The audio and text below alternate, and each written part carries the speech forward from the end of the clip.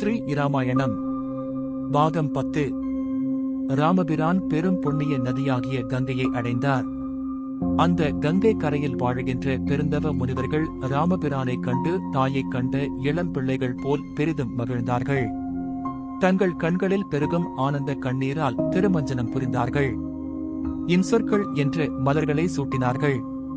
அழியாத அன்பு என்ற அருமையான அமுதத்தை ஊட்டினார்கள். இதனால் ராமருக்கு வழியில் நடந்த வருத்தம் நீங்கியது. ராமரும் சீதாதேவியும் லட்சுமணரும் புனித கங்கையில் மூழ்கி மகிழ்ந்தார்கள். கங்காதேவி, ராகவா, உலகில் உள்ள மாந்தர்கள் என்னிடம் மூழ்கி தங்கள் பாவங்களை போக்குவார்கள். இன்று நீ என்னில் மூழ்கியதால் என்னிடம் தங்கி இருந்த பாவங்கள் அகன்றன.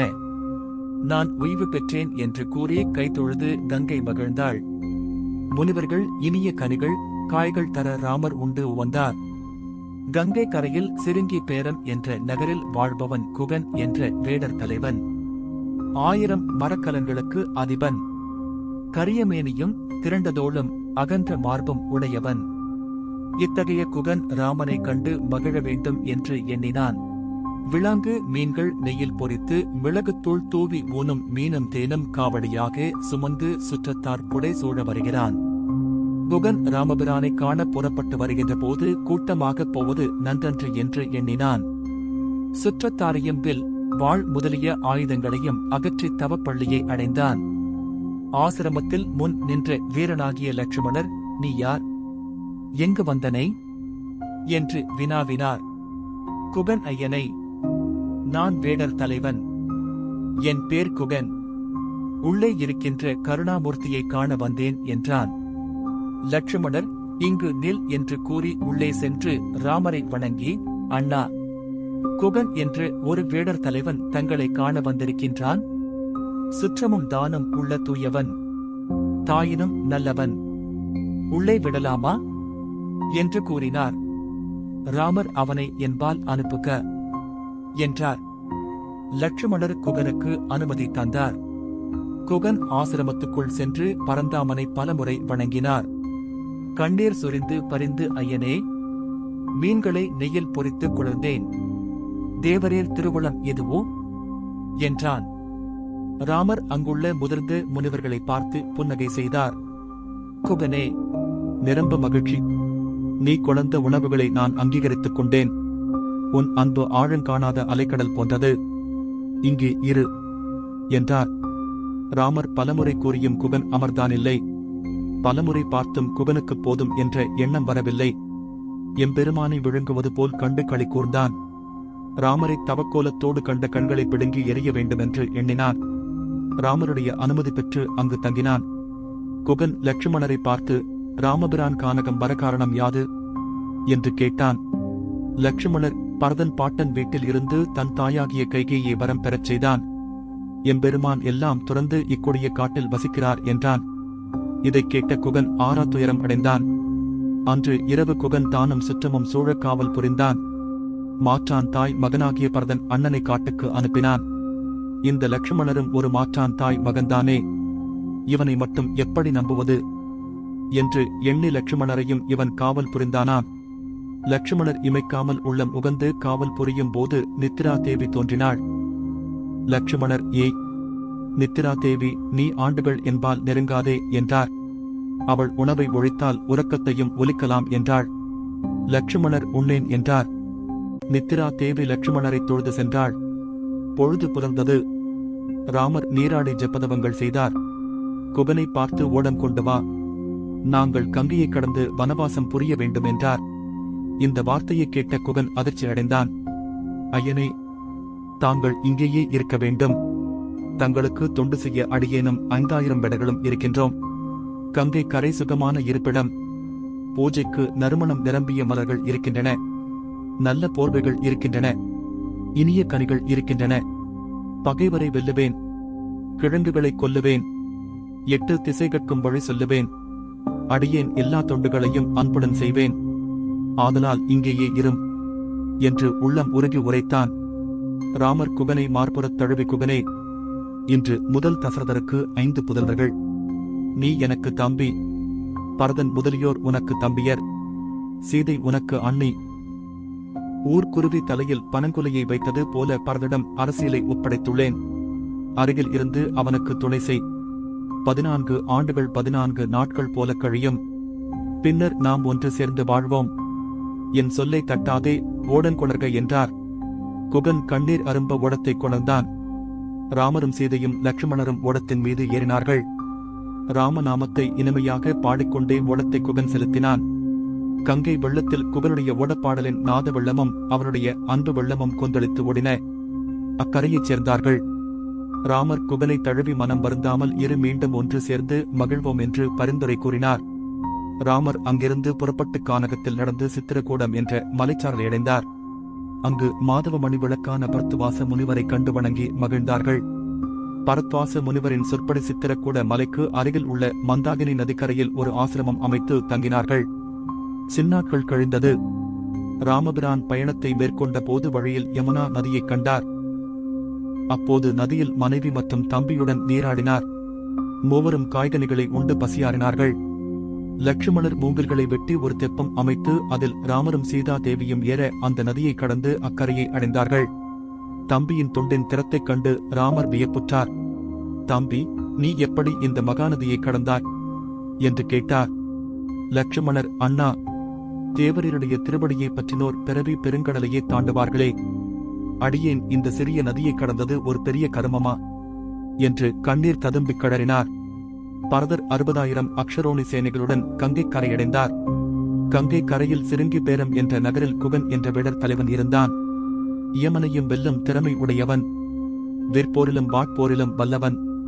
அஞ்சா நெஞ்சு படைத்தவன். எண்ணற்ற படகுகளை உடையவன். ஊனும் மீனும் உண்பவன். துர்நாற்றம் வீசும் உடம்பு உடையவன்.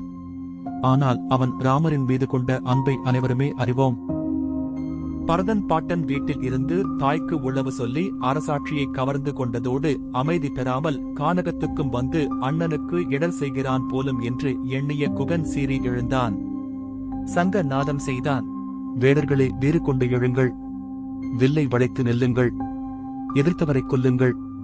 தோழர்களே, நம்முடைய உதவியின்றி இவர்கள் கங்கா நதியை கடக்க முடியுமா? யானை படையைக் கண்டு நாம் அஞ்சுவோமோ? பரம ஏழையாகிய என்னை ராமபிரான் தம்பி என்றாரே, அந்த ஒன்றுக்காக நான் உயிரை காணிக்கையாக தர வேண்டாமா? நாடு கொடுத்த நாயகனுக்கு காடு கொடுக்காமல் படையுடன் வரும் கொடுமை இவ்வுலகில் உண்டா? அடியுங்கள், உதயுங்கள், கொல்லுங்கள் என்று கூறி குகன் ஆரவாரம் செய்தான். போர் பறையறிவதைக் கேட்ட பரதர், சுமந்தரரே, அண்ணாவைக் காணாமல் வெந்து நொந்து வருகின்ற நம்மீது போர் தொடுக்கின்றவன் யாவன் என்று கேட்டார். சுமந்திரர், எம்பெருமானே, கங்கை கரைக்கு அதிபன், எண்ணில்லாத நாவாய்களை உடையவன், குகன் என்னும் வேடர் கோமான், நீர் ராமருக்கு இடர் செய்ய வருவதாக எண்ணி போருக்கு ஆயத்தம் புரிகின்றான் என்றார். பரதர், கடவுளே, வேடனுக்கு கூட என் மீது சிற்றமா? என்ன பாவம் செய்தேனோ என்று கூறி சேனைகளை நிறுத்திவிட்டு தான் மட்டும் வருகின்றார். சத்துருக்கனர் அவரை தொடர்ந்து வருகின்றார். குகப்பெருமான் தொலைவில் வருகின்ற பரதனை கண்ணுற்றார். மரவரியுடன் அழுத கண்ணும் தொழுத கையுமாக கல்லும் உருகுமாறு உள்ளம் உருகி தவக்கோலத்துடன் வரும் உத்தம பரதனை பார்க்கின்றார். ஆகா, கெட்டேன். முன்னே வருகின்றவர் ராமண்ணாவைப் போல் இருக்கின்றாரே. பின்னே வருபவர் லட்சுமணரைப் போல் காட்சி தருகின்றாரே. அளவற்ற துன்பத்துடன் ராமபிரான் சென்ற திசை நோக்கி தொழுகின்றாரே. ராமண்ணாவிடம் ஒரு நாள் பழகிய எனக்கே நற்குணங்கள் இருக்குமாயின் ராமண்ணாவுடன் பிறந்த பரதனிடம் தீய குணமும் இராதுதானே? நான் அவசர புத்தி உடையவன். நல்லவரை தீயவர் என்று எண்ணிவிட்டேன் என்று கூறி பரதனை சந்தித்து அவருடைய மலர் அடியில் வீழ்ந்து வணங்கினான். பரதர் குகனை தழுவிக் கொண்டார். பரதரே, நீ என் தவக்கோலத்துடன் வனம் வந்தாய் என்று வினவினான். பரதர், அண்ணலே, மனுக்குலத்தில் மூத்தவன்தான் அரசு புரிய வேண்டும் என்ற மரபு உண்டு. அந்த முறையை சக்கரவர்த்தி கை நழுவி விட்டார். அண்ணா இருக்க இளையவனாகிய நான் ஆட்சி புரியலாமா? அதனால் ராமனை அழைத்துக் கொண்டு போய் முடிசூட்ட எண்ணி வந்தேன் என்றார். குகன் அந்த வசனத்தை கேட்டு மகிழ்ச்சியினால் குதித்தான். ஆனந்த கண்ணீர் வடித்தான். பரதா, தாய் வரம் கேட்க தந்தை தந்த மகத்தான அரசு பதவியை உதறித் தள்ளிவிட்டு தவக்கோலத்துடன் வந்த உனக்கு 1000 ராமர்கள் ஒன்று சேர்ந்தாலும் இணையாகுமா? உன்னை போன்ற உத்தம குணம் பொருந்திய தம்பி 14 உலகங்களிலும் இல்லை என்றான். பரதர், அண்ணே, குகப்பெருமானே, ஐயா எங்கு தங்கியிருந்தார் என்று கேட்டார். ராமர் தங்கியிருந்த ஆசிரமத்தை குகன் காட்ட பரதர் கண்டு வருந்தினார். லட்சுமணன் இங்கு படுத்து உறங்கினார் என்று பரதர் கேட்டார். லட்சுமணன் படுத்து உறங்கினானா? எம்பிரானும் எம்பிராட்டியும் உறங்க லட்சுமணன் வில்லை ஊன்றி நின்று கண்ணீர் சுரிந்து கொண்டு வெப்பமான நெடு மூச்சுடன் விடியும் வரை நின்று கொண்டிருந்தான். கண்கள் இமைக்காமல் நின்று காவல் புரிந்து கொண்டிருந்தான் என்றான். சேனைகள் படகுகளில் போய் அக்கரை சேர்ந்தன. அரச குடும்பத்தினர் தனிப்படகில் பிரயாணம் புரிந்தார்கள். கன்றி பிரிந்த காராம் பசுவை போல் துயரம் அடைந்து அங்கு அமர்ந்திருந்த கோசலையை பார்த்து, இவர் யார் என்று குகன் கேட்டான். அன்பே, கேள், உலகங்களை ஈன்ற பிரம்மதேவன் நாபியில் ஈன்ற பரவாசு தேவனை 12 மாதங்கள் சுமந்து பெற்று உலகம் எல்லாம் தனக்கு உரியனவாக இருந்து சிறியேன் பிரிந்ததால் அத்தனையும் இழந்த துர்பாக்கியவதி கோசலை தேவி என்றார். குகன் கோசலையின் பாத மலர் விழுந்து பணிந்து அழுதான். கோசலை, பரதா, குழந்தை போல் விம்மி எழுதிடும் இந்த உத்தமன் யார் என்று கேட்டாள்.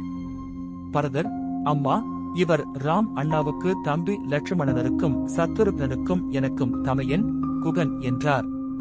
கோசலை ஐவரும் ஒற்றுமையாக பல்லாண்டு அரசு புரிந்து வாழுங்கள் என்றும் வாழ்த்தினாள்.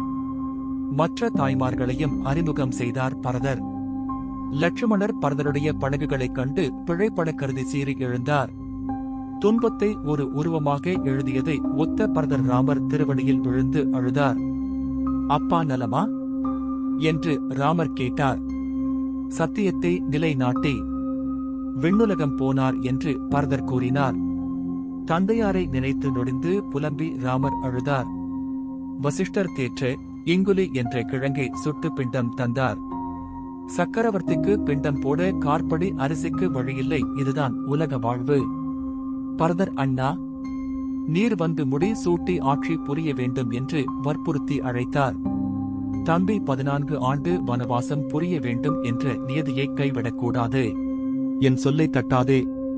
14 ஆண்டுகளை 14 நாட்களாக கழித்து வருவேன். அரசு புரிவேன். நீ அயோத்திக்கு போய் கடமையைச் செய் என்றார். தேவர்கள் அசரீரியாக ராமர் வனவாசம் புரிதல் வேண்டுமென்று கூறினார்கள். பரதர் எம்பெருமானுடைய பாதுகைகளை பெற்றுக்கொண்டு பலமுறை ராமரை தொழுது அழுது புறப்பட்டார். அயோத்திக்கு அருகில் நந்தி கிராமத்தில் மணிமண்டபம் அமைத்து இராமருடைய பாதுகைகளை வைத்து அப்பதுகைகளுக்கு முடிசூட்டி வழிபடுவாராயினார். தென் திசை அன்றி வேறு திசையை நோக்காமல் பொறிப்புறங்களை அவித்து உப்பில்லாத கஞ்சியை பருகே ராமரின் பாதுகைகளுக்கும் தினம் தினம் 1000 மந்திரங்களால் அர்ச்சனை புரிந்து இடையராத ராம பக்தியுடன் தவனரியில் இருந்தார். தசரதருடைய மரணத்துக்கு காரணம் யாது? மகனுடைய பிரிவினால் தசரதர் மரணம் அடைந்தார் என்று எல்லோரும் கூறுகின்றார்கள். இது பொருந்தாது. ஏன்? தசரதர் ராமனுக்கு முடிசூட்டி கானகம் போக முடிவு செய்தார். இந்த ஏற்பாட்டின்படி ராமருக்கு முடிசூட்டியிருந்தால் சக்கரவர்த்தி மறுநாள் தவம் புரிய கானகம் சென்றிருப்பார். இப்போதுதான் பிள்ளை பிரிவு நேர்ந்திருக்கும். கைகேயின் திட்டப்படி பரதருக்கு முடிசூட்டியிருந்தால் ராமபிரான் போகின்ற கானகத்துக்கு தசரதரும் ராமருடன் சேர்ந்து போயிருக்கலாம். இதனால் அவனுடைய பிரிவு ஏற்பட்டிருக்காது. நன்கு சிந்தியுங்கள். தசரதர் ஏன் மரணம் அடைந்தார்? மனு குலத்தில் மூத்த மகனுக்குத்தான் முடிசூட்ட வேண்டும். இது வழி வழியாக வந்த மரபு. இந்த மரபின்படி ராமருக்கு தான் முடிசூட்ட வேண்டும். கைகேயிக்கு தந்த வரத்தின்படி பரதருக்கு முடிசூட்ட வேண்டும். இது வாய்மை.